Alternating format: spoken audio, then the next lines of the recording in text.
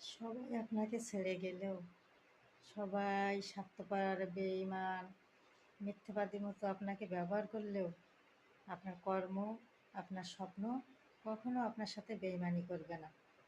আপনারা যে কোনো পজিশনে থাকেন, যে কোনো খারাপ পরিস্থিতিতে আপনাকে রক্ষা করবে আপনার কর্ম।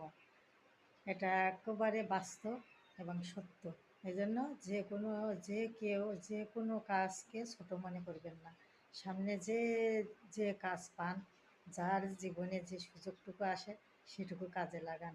ওপরের জ্ঞানী গুণী মানুষ বা লিডার, বস বা বয়স্ক মুরব্বিদের বা জ্ঞানী ব্যক্তিদের, খ্যাতিমান ব্যক্তিদের অনুসরণ করুন। তাদের থেকে একটা ভালো কিছু শিখুন এবং সেটাকে কাজে লাগান। দেখবেন একসময় বন্ধু হিসেবে আপনার পাশে থাকবে, ইনশাল্লাহ।